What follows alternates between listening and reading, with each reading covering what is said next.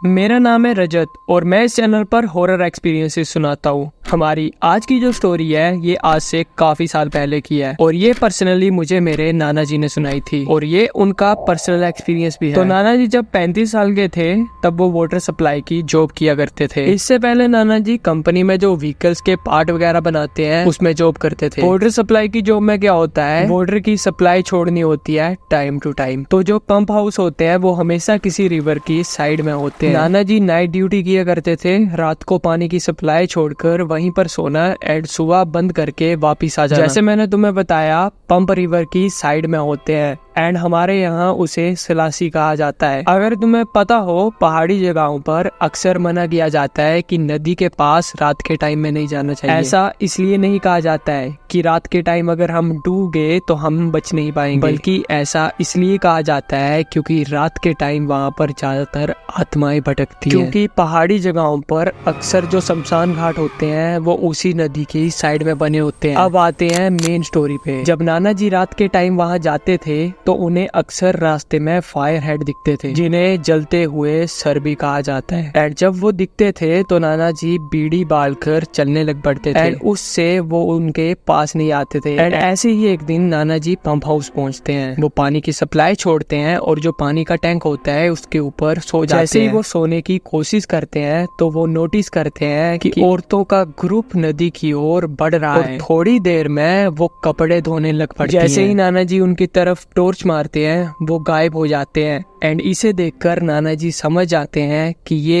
एक छलावा है। लेकिन थोड़ी ही देर में वो आदमी जिसकी ड्यूटी मॉर्निंग में होती है वो आ जाता है और नीचे से नाना जी को पहाड़ी में आवाज मारता है कि पाऊ जल्दी थल्ले आइया मीट खान देना। ऐसा वो उन्हें पहाड़ी में बोलता है। वो उन्हें बोल रहे थे कि जल्दी नीचे आ, हम चिकन खाते हैं। अब नाना जी सोचते हैं कि क्या पता ये कोई आत्मा हो। तो जैसे ही नाना जी नीचे उतरते हैं वो आदमी पूरा नीला हो जाता है और साइज में 2 गुना बड़ा हो जाता है और नाना जी की ओर बढ़ने लगता है। वो आदमी जितना पास आ रहा था उतना ही बड़ा होता जा रहा था। जब वो नाना जी के बिल्कुल पास पहुंच जाता है तो नाना जी उसके सामने एक गायत्री मंत्र बोल देते हैं। जैसे ही नाना जी उस मंत्र को बोलते हैं वो भूत बहुत ही दूर चला जाता है, जैसे मानो किसी ने उसे जैसे उड़ा दिया हो।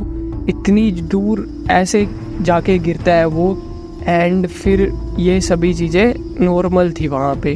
नाना जी का कहना था कि उन्हें हर दिन कोई ना कोई छलावा देखने को मिल ही जाता था। खाक ये स्टोरी इतनी ही थी, लेकिन मेरे नाना जी ने मुझे ऐसी और काफ़ी स्टोरी सुना रखी हैं। अगर तुम चाहते हो मैं तुम्हें वो सभी स्टोरी सुनाऊं तो तुम कमेंट में यस लिख देना एंड वीडियो को लाइक कर देना।